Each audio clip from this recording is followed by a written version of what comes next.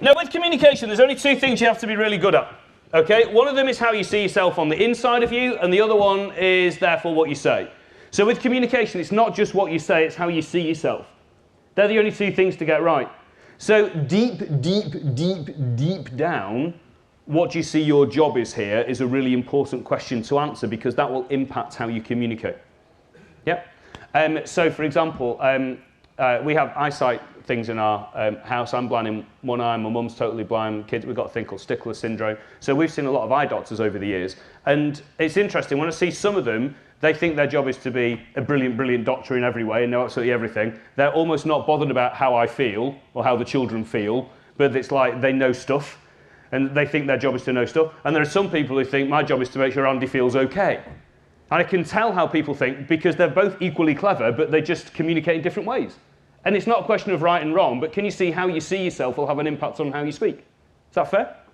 If I was to say to you, what's your job? So I meet you later on, let's say in the pub, and I say, what's your job here? Like, I would like you to think, write down actually, because this is quite useful, write down how you would answer that. So if I say, what's your job? How would you describe your job? Would you say the job title? Would you say what you do? I don't know. I'll shut up. Write down what your job title is. I think your answer to this question, you see, goes a long way to answering what you think your role is. And that will have a big impact on how you communicate. So I was at a networking event the other day. I don't know about you. I don't really like them much. Yeah, they're all right. I know how to do it. I've written books on it. I've talked to people about it, but I don't think, oh, good, strangers. You know, it's just not mine. But I was talking to this guy, and I said, what do you do? And he said, well, I'm an accountant. And the only answer I could think of was, oh. I thought, so in effect, if I had said to him, write down what your job is, he would have said, my job's to be an accountant. So without anything else, I bet I know what his communications are kind of like. Accounting-y. Yeah, they'll be correct, no doubt. There may be a few numbers in there, no doubt. There may occasionally even be the odd word. Yeah? Basically, there are three different ways you can describe what your job is. I'm going to explain what these three are. And as I explain them, have a look about how you've described yourself to see which bucket you're in. Okay? So some people describe themselves, I've got the word you on the slide here, some people describe themselves by talking about you, by talking about yourself. So if you said things like, I am an accountant, or you've done your job title, I am the market lead in team X or something. So a lot of people describe the job by saying what the title is. Yeah? If I'm out networking and say, well, I'm a consultant, people tend to say, between jobs, are you? Go, no. Are you?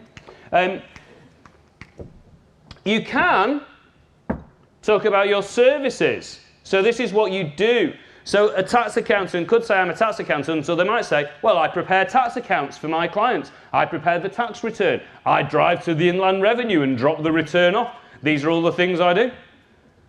So I might describe myself, I'm a consultant, or I might say, I deliver sessions like this. I write books. In my experience, it's about half-half split usually. About half the people I ask say, I am a lawyer, and half the people say, I do clever litigation stuff in court. Yeah. Now, if you add those two together, what you like, plus what you do all day, okay, you get something that I call the customer's afters, which is why the customer's the person you help, whoever that might be. Yep, so I'm not into customers like buying and selling, it just means customers as in the beneficiary of what you do. And the afters is why they're better off after you've done your work. Yeah, why they're better off after you've done the work. So a tax accountant might say, I'm a tax accountant, and they might say, I prepare tax returns, or they might say, well, after doing my work, my clients pay less tax. So my job is to reduce the tax bills of my clients. The litigator lawyer might say, I'm a lawyer and I do clever litigation stuff, but basically, I keep people out of jail.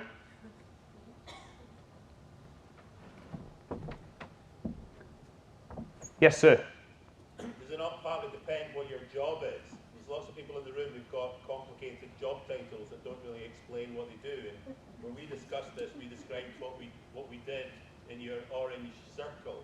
But I could I've got a number of jobs, so I could have said, I'm a GP.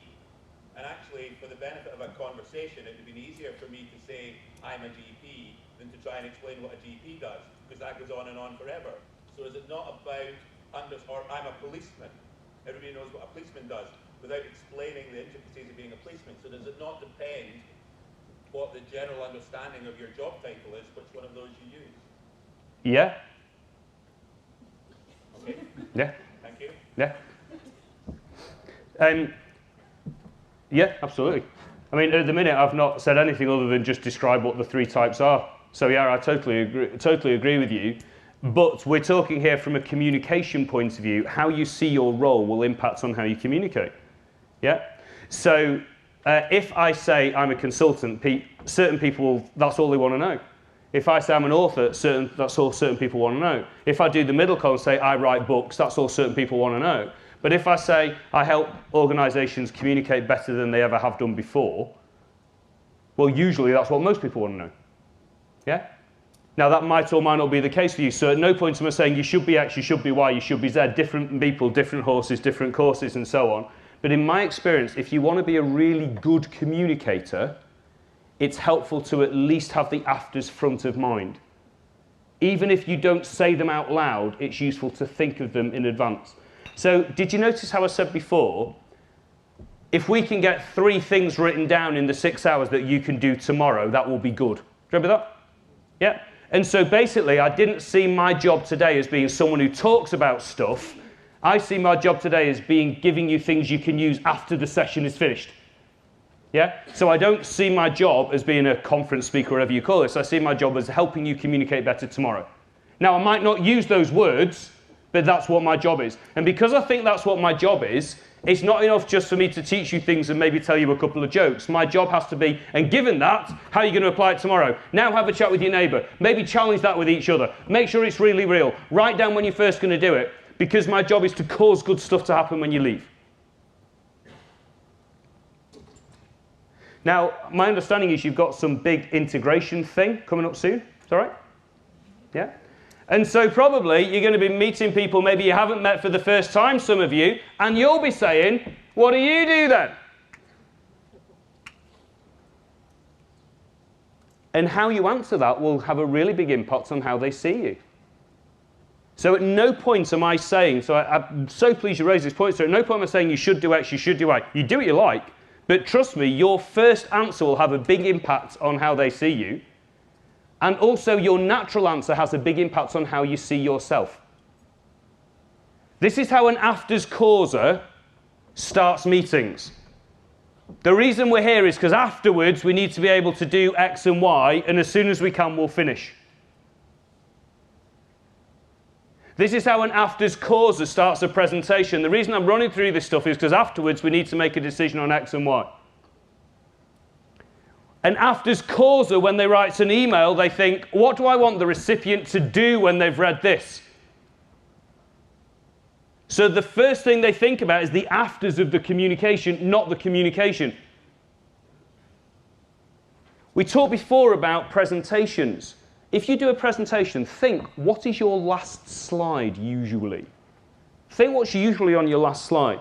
In my experience, it'll be one of 3 things. It'll either say the word thank you, which is fine, but then people tend to say, you're welcome, now get out. Yeah? Or it'll say, any questions? In which case you get a few questions, and then they say, get out. Or you say the word summary or conclusion, which means everything you've just said over 40 minutes, you're now going to say it again in 2. Now, they're all useful things. You do want to say thank you. You do want questions. You do want to do a summary. But an afters causer would have another slide after that which said, our next actions are. In other words, they say, this is what's happening next. They might ask the audience to do something. They might say this is what they're doing, but there will be a clear thing. This presentation is not an end of something. It's beginning something else. It's interesting. We use the example of the GP here. One thing I often find works quite well is to use your job title and then talk about the afters. So if it was me doing it, this doesn't mean it's right, but this is my bias. If someone said, what do you do when I was a GP? I might say something like, I'm a GP, which basically means I've got 2 jobs. Number 1 is to make people better, and number 2 is to make them feel more confident or make them feel more comfortable. So make them feel better, make them feel more comfortable. But whatever, I don't know. So I talk about my job title is this, because you all know what that is, but then I say which basically means, and then I talk about the afters. So I could say, I'm a tax accountant, which basically means I slash my client's tax bill. Now, whether you see these things out loud or not, it's really important about how you see yourself. So, for example, are you somebody who thinks your job is to use that word download, to download loads of information? So are you an information swapper? Or are you someone who gives people information so they can make better decisions? It's just a slightly different thing. I'd like you to rewrite how you describe your job, using it like this. I want you to start off by thinking about one of the groups of people you help. So you're going to write here, I help, and then think of one of the groups of people you help. My team, my colleagues, my patient, my boss, the NHS, my friends, whatever. So I help, and choose one of the groups of people. You'll help loads of people, just choose one of them. So for today, I'm going to use the example of you lot. So I'm going to say, I help you lot. Then we're going to talk about the main after.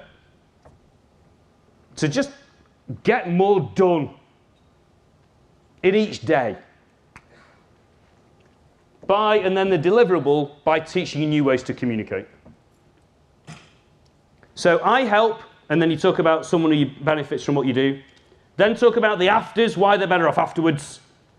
And then talk about the deliverable. So you start with the end in mind. So you say, I help patients to feel super comfortable by sorting out all their admin for them. So if you like, what you do goes right at the end. The tax accountant will say, I help you pay less tax by doing your tax return. Does that make sense? Okay. Pair off with your neighbour if you want to. But what I like to do is I like to rewrite how you describe yourself. Just humour me and try me with this. Just choose one particular beneficiary of what you do. Write down why they're better off afterwards and how you achieve that. I'll give you a couple of minutes and then we'll have a chat about it. Now, what people often tell me when they're doing this is they end up with something which feels quite long and cumbersome the first time. So some of you might have a bit of a ranty sentence here. You know, well, my job is basically to make everybody feel more enabled and empowered in every single thing they do by running workshops Monday, Tuesday, Wednesday, Thursday, Friday. So it's correct, but it's a bit long. Yeah? So the only skill we need now to do is just wordsmith it down. So I could either say, I deliver workshops, or I can say, I help people get more done by delivering workshops on da-da-da. Yep. So it's an interesting point. Have a look at the two descriptions of yourself you've written down. The first one, and then the second one. And ask yourself, which of those two would other people prefer?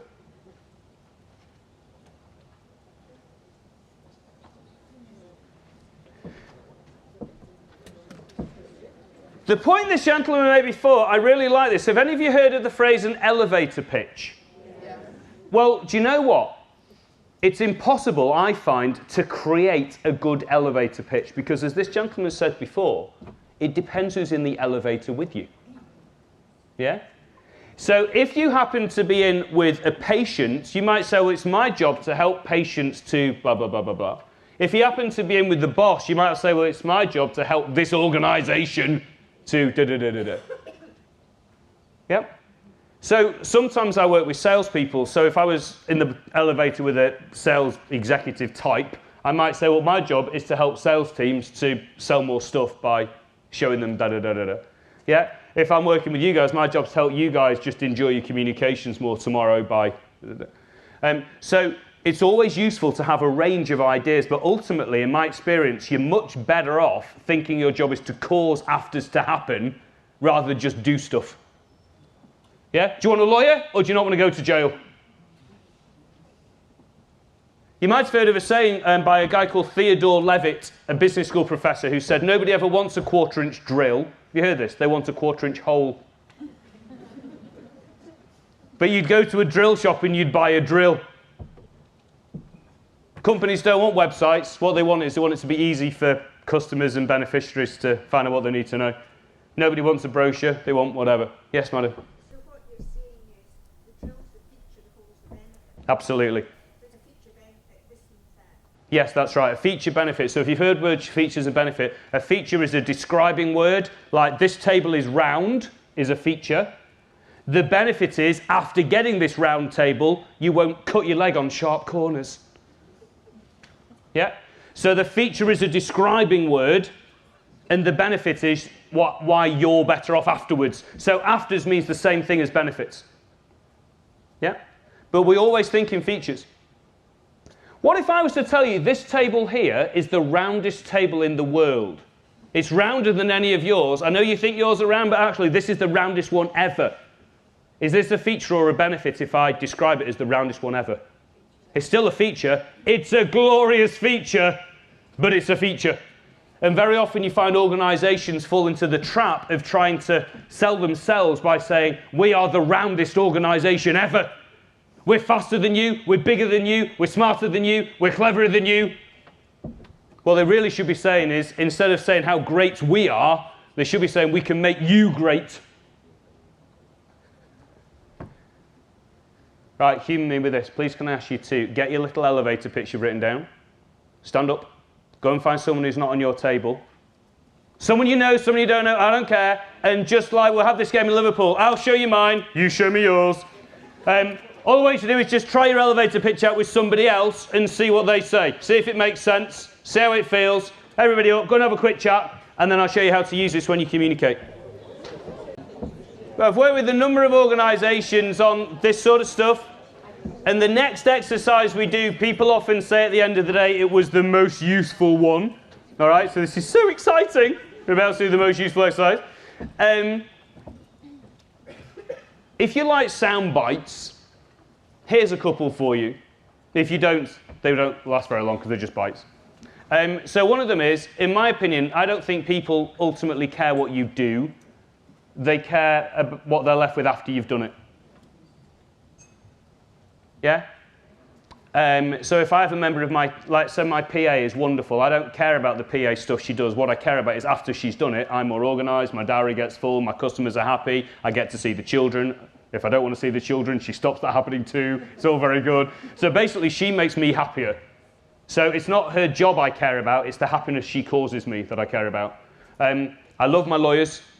They're great. They've saved me money. They've stopped arguments. We had a member of staff we felt we needed to part ways with, and we did that very smoothly, so everybody was very happy. I totally love them. I don't see them as lawyers. I see them as happiness bringing things. I even love my IT suppliers, because I remember when I first met them and they said, right, tell us what you're most looking for from your IT. And I said, I want to spend more time with my kids. He goes, that's not what people normally say. And I said, what, they don't like the kids? And he goes, no, normally they talk about IT. And I said, no, I don't want you to think that. I want you to think my job is, I want to see my kids more. And my job means I'm often not at home. So how can we make that happen? Tell me about stuff. I want you to go and have a think about it. And so the brief was, how do we cause the afters of Andy seeing his children more than he does now? Well, that's quite an exciting brief for an IT supplier. Because he was thinking, how can we work remotely? How can we do video conference? How can we set this up? How can we do this? How do we manage your Wi-Fi? How do we keep security? How do we? What an interesting brief. Yeah.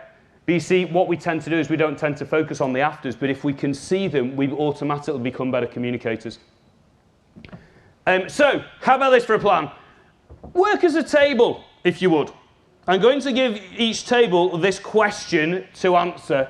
And as I say, in my experience, people say that was a really useful discussion to have. What I want you to do is, going back to this idea, it's not about what we do that matters, it's why people are better off afterwards. And that could be macro, like as an organisation, we cause afters, or it could be micro, my Monday morning team meeting should cause good stuff. Yeah? And the question I want you to ask is this. I want you to identify at least 3, but try and get to 5 things that we could do, either individuals or an organisation, 5 things we could do to cause more afters. Yeah, to cause more good stuff. You could do it very macro as an organisation, we should be doing this, or you could do it very micro at Monday morning meetings, I think we should do this instead. I don't mind, but how can you be more afters causing than you are?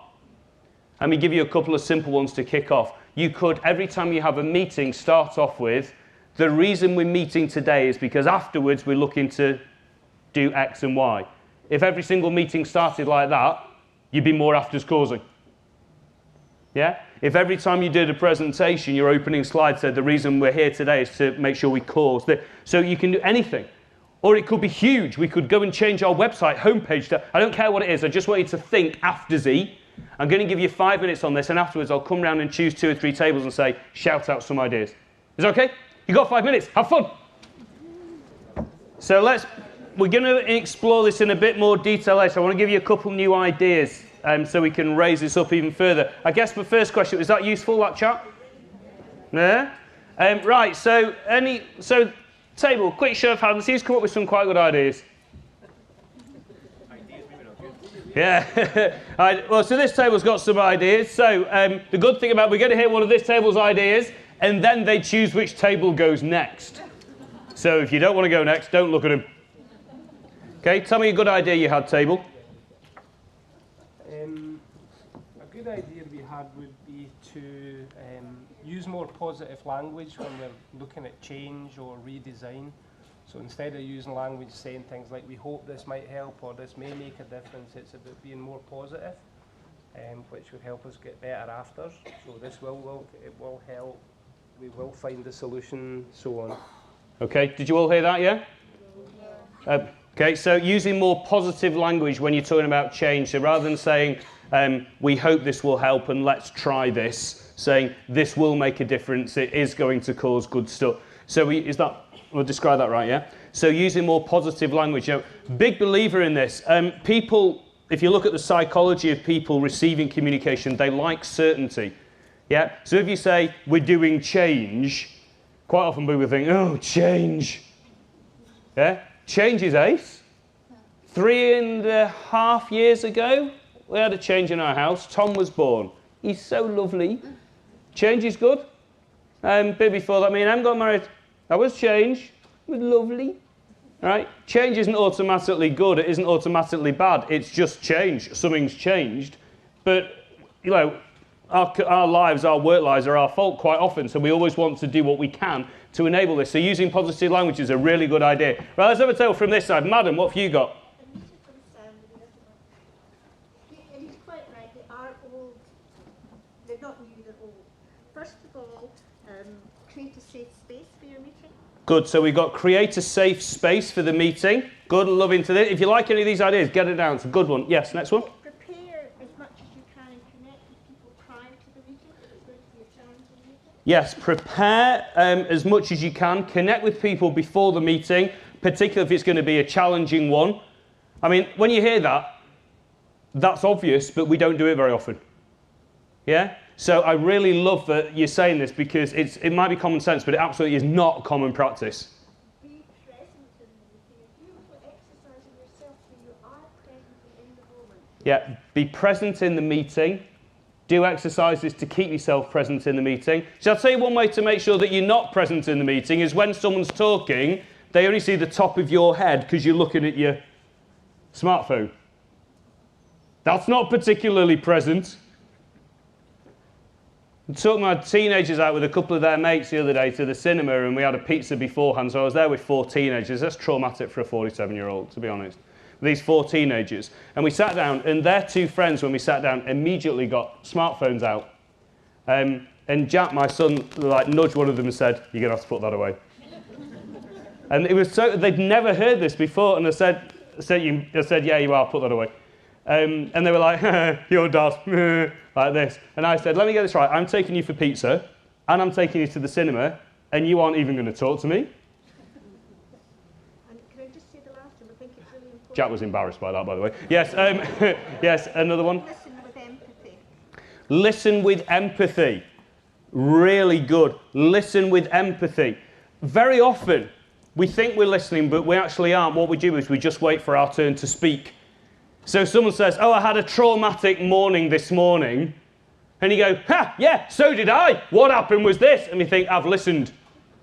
Yeah? If someone says, I had a traumatic morning this morning, the best 3 words you can ever say are, tell me more.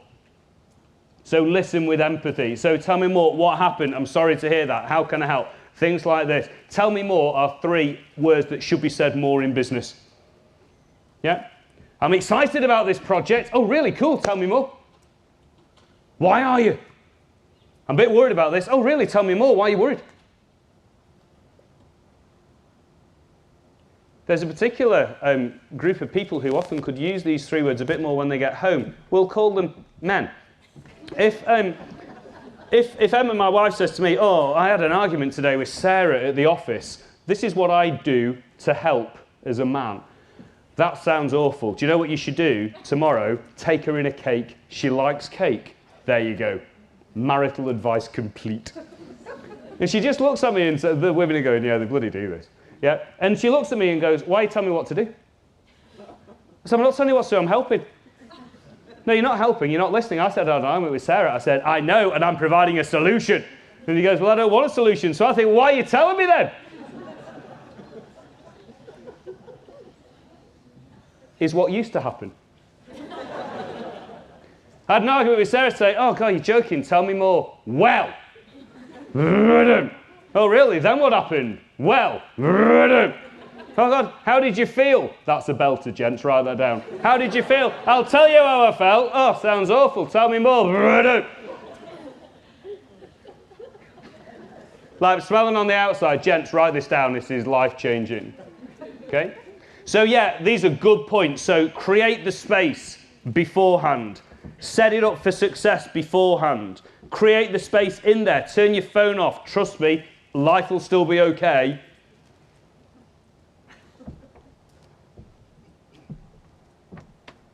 These are good points. Here's a very simple one I find works well. If you have standard agendas here, you know, like standard agenda forms, if you change your standard agenda form, then every time you printed it off, it would force you to remember the afters because your standards changed. Yeah? So if you have a standard agenda form and it always has agenda and then it has 4 or 5 things underneath, there are 2 changes I'd suggest you make. Underneath the word agenda, insert a box that says the word purpose. So when you print it off, it's saying, what is the purpose of the meeting? In other words, afterwards, what do you want to happen? If you want, put the word afters. Yeah, don't care, but have a purpose box. So when you're creating your agenda, there's a big blank box at the top saying, why are you meeting? And if you think you're likely to say, to talk about lots and lots of stuff, then put purpose, brackets, can't just be to talk about lots of stuff, close brackets.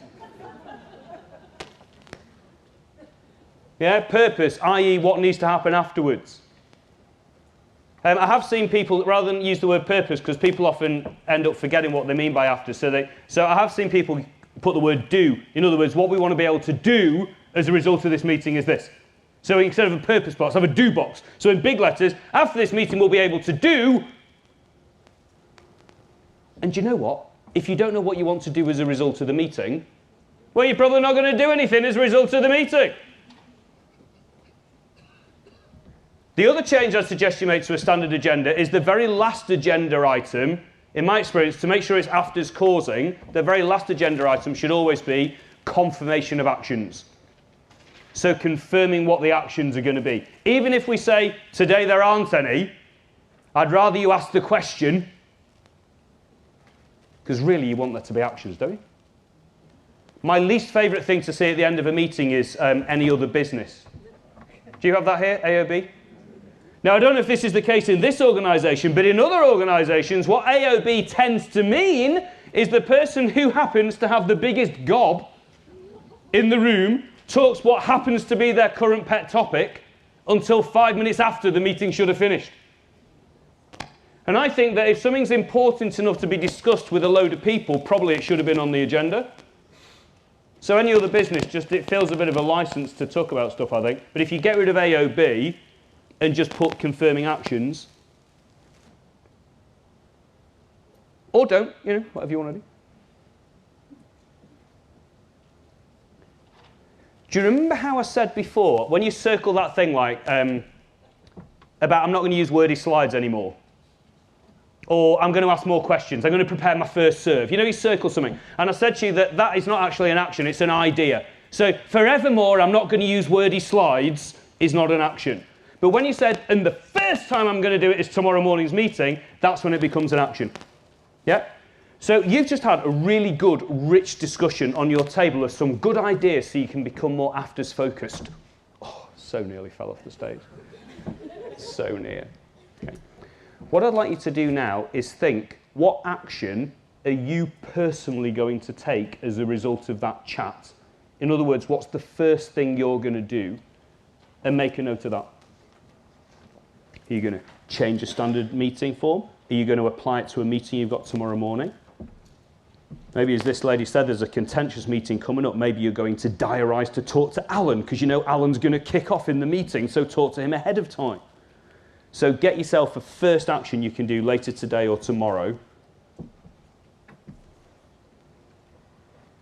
Just so you know, if you're not writing anything now, it means you're saying, I'm going to do nothing as a result of that chat. Literally nothing.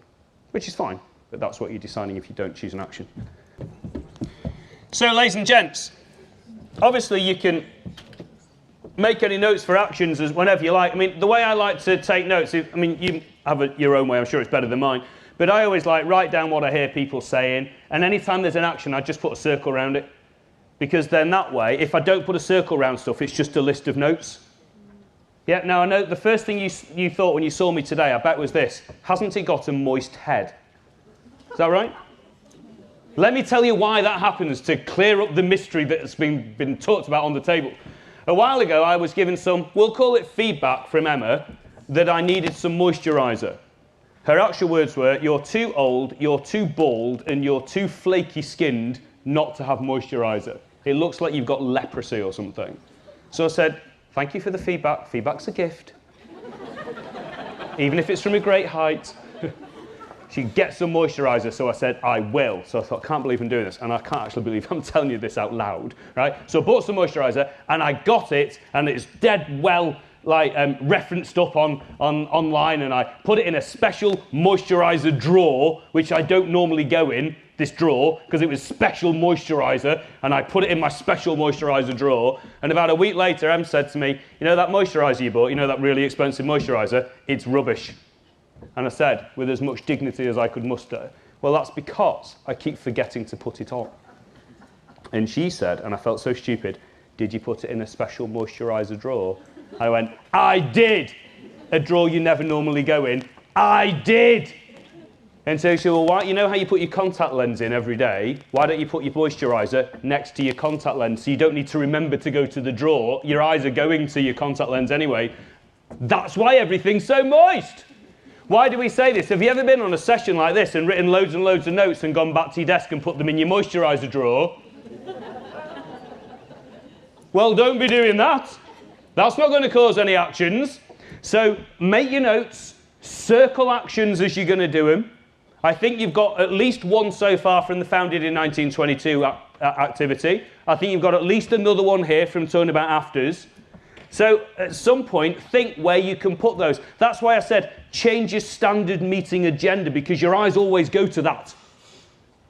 Yeah? Where else do your eyes always go to? Maybe they always go to your desk. So maybe next to your desk, say you have 5 things you think I'm going to do forevermore at the end of today. Put a reminder next to your computer screen, if it's that important to you. Now, why do I suggest this about avoiding the moisturiser? It's the final thing we're going to talk about before we go for a break. The next slide is actually the most interesting thing I know. So you can look at this one of 2 ways. Either, what's this? Or it's all downhill after the break, because this was the highlight of the day. This is the most interesting thing I know. So when I'm really successful, this next slide explains it. And when I'm really not successful, this slide explains it. When you have a good day at work, this slide explains it. And when you don't have a good day, this slide explains it. And then this slide is called what drives us to do and say what we do. What drives us? What causes our action? Yeah, now there are 4 things that cause you to act in the way you do. And it's, in my experience, it's really important to understand this, because if I've done my job so far, hopefully some of you are thinking, I think I might change a couple of things. Yeah, give it a go. Yeah. It doesn't mean you will change it because you want to in here, but at least you want to. So, but is that going to be enough? And the analogy I often use here is weight loss. So let's say you're thinking that you might want to shift a couple of pounds. Sometimes it works, sometimes it doesn't. Here's why. So one thing that drives us is what you call an external force. Now this is something that isn't you. So if your partner says to you, you are fat, lose weight, you go, thanks for the feedback, it's a gift. But actually it's not that good as a motivator, because when they're watching, you might eat salad, but they're not always watching.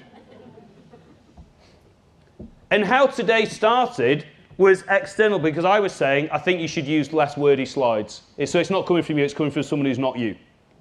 Yeah?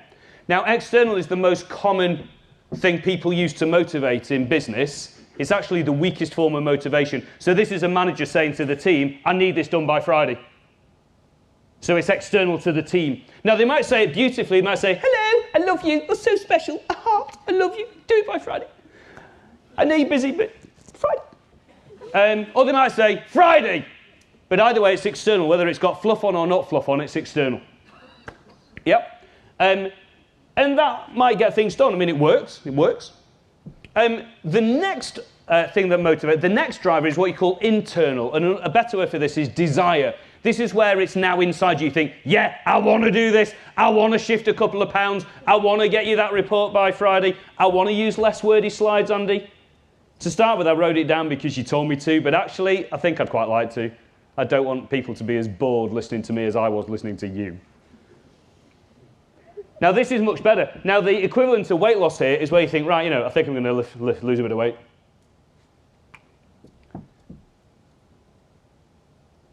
And hopefully, if I'm doing my job right, we're moving from external to internal, and all of you are thinking, I think I'd quite like to change a couple of things. All right, I'll give it a go. Some of you will already be going to imagination. That's the third driver. I think this is the sexy, cool one. This is where you imagine it. So some of you will already be doing this. You'll be thinking, hold on, if I did this, every single meeting, every single email, every single presentation, every single conversation, every single list, God, I could save myself hours. Hours. All the meetings I go to that are pointless, I could just stop them. Like, stop them, or at least reduce something so they could be half an hour instead of an hour, or 2 weekly instead of 1 weekly. I could save. In fact, what would I do? I wouldn't have anything left. Yeah? But just imagine all this. Now, the equivalent of this is weight losses. Rather than thinking about, I could do with shifting a couple of pounds, you think, hold on, 3 months from now, if I could somehow crack this, I'd be amazing. I'd have like 2 stone lighter, and everyone would say, oh, what's happened to you? You look so amazing. I'd be wearing different clothes, and everybody, all the men would want to be me, and the women would want to be with me, and I'd just be totally amazing. And so that's more interesting, more driving than I think I could do with losing a couple of pounds. And that's stronger than your partner saying, you are fat, lose weight. Yeah? And some of you will be at this imagination thing now. I've taught this long enough to know that some people think, hold on, I could really help myself with this. Yeah? And some of you will still be on external way thinking, I'm still not convinced. So it's fine. So you are what you are. That's okay. Now, even if you are imagining, thinking, God, I could save myself like 5 hours a week. I'm going to do the maths. 5 hours a week is 250 hours a year. 250 hours a year. How many weeks is that? A year? Is that a month and a half? God. But it's not the strongest motivator. So I think imagination is the sexiest one. It's the interesting one. It's the cool one. It's not the biggest driver of action. The biggest driver of action is habit. The thing that drives how you behave are the habits you are in. That's the biggest driver there is. Some of you will have driven home before now and got home and thought, I don't even remember that journey. Yeah? When you wake up in the morning and you clean your teeth, you probably don't even remember thinking, should I put the toothbrush in the left hand or the right hand? Should I do it? You just automatically do it. And it's because the brain seeks to habitualize. The brain likes to get into habits, because if the brain can get into habits, it doesn't need to think about those things. It can do other things. And so from a weight loss point of view, external, your partner's saying, you're fat, lose weight. Internal, I could do with shifting a couple of pounds. Imagination, God, imagine me 3 months from now. The trouble is, the habit is Sunday night's pizza night. Yeah? So even if, as you hear all this, you think, yeah, it started off external, I quickly got the point about the update meetings, I hate them, I always have done. God, imagine if we didn't have to have them. But the trouble is, you've been having them every Monday morning for the last 12 years. So if you suddenly stop them, it feels odd. And because the brain likes habits so much, it doesn't even feel comfortable. And this is one of the things with change. Yeah, this is why a lot of people rally against change, because certain things don't feel particularly good. So if you want to be really good at stuff like this, if you do, the important thing is to change habits. So the greatest gift I can give you really today, or we can give each other today, is you're better off thinking of 3 things that you change the habits of than having an action plan list of 23 things. Yeah? Because I have a really strong idea that tomorrow you'll do this pretty well. But will you still do it in September? It's so easy to go back. So easy to go back. So I think that's the most interesting thing I know.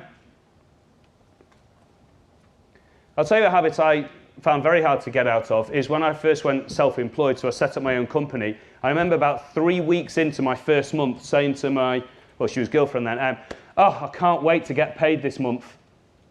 And she goes, well, you won't be anymore, will you? You're not salaried anymore. And I hadn't even made that connection because I was so used to getting better. Oh, no one told me that when I set up on my own. Yeah. So you have to start changing habits. You have to try and wire yourself differently.